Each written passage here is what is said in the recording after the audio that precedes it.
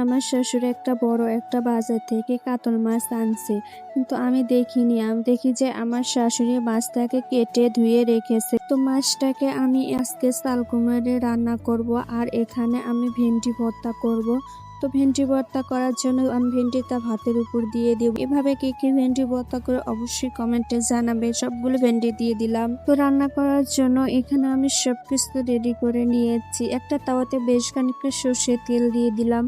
এবার মাছগুলো সবগুলো এর উপরে দিয়ে দেবো ভাজি করার জন্য। চাল কুমড়ো দিয়ে কিন্তু মাছ একটু কষিয়ে রান্না করলে বেশি মজা হয়, কিন্তু আমি আজকে মাছ ভেজে রান্না করব। তো এই তো আমার মাছ ভাজিগুলো হয়ে গেছে। তারপর একটা পাতিল বসিয়ে দিলাম চুলাতে। তারপরে কিছু বেশ খানিকটা সর্ষের তেল দিয়ে দিলাম, আর দিয়ে দিলাম পেঁয়াজ আর মরিচ দিয়ে একটু পেঁয়াজ মরিচ গুলো একটু লালচে লালচে হয়ে আসলে তারপরে আমি তরকারিগুলো দিয়ে একটু ঢাকনা দিয়ে ঢেকে দেব।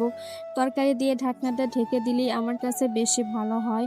তো এখন আমি তরকারিটা ভালো করে একটু কষিয়ে নেব। তো তরকারিগুলো একটু নেড়ে চেড়ে আমি সামান্য পরিমাণ পানি দিয়ে দিলাম তরকারিটা একটু ভালোভাবে সেদ্ধ হওয়ার জন্য। তো এই তো আমার তরকারিটা কষানো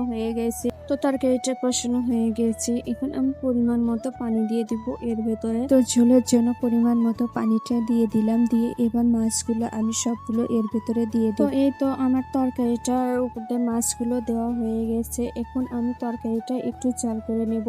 আর আজকের ভিডিওটা কেমন হয়েছে সবাই একটু আমাকে জানাবে। এই তো আমার তরকারিটা হয়ে গেছে রান্না করা। তারপরে দুটা মাছ আমি রেখে দিয়েছি আমার মেয়ের জন্য। আমার মেয়ে ভাজা মাছ খাইতে অনেক পছন্দ করে। আজকের ভিডিওটা এই পর্যন্ত।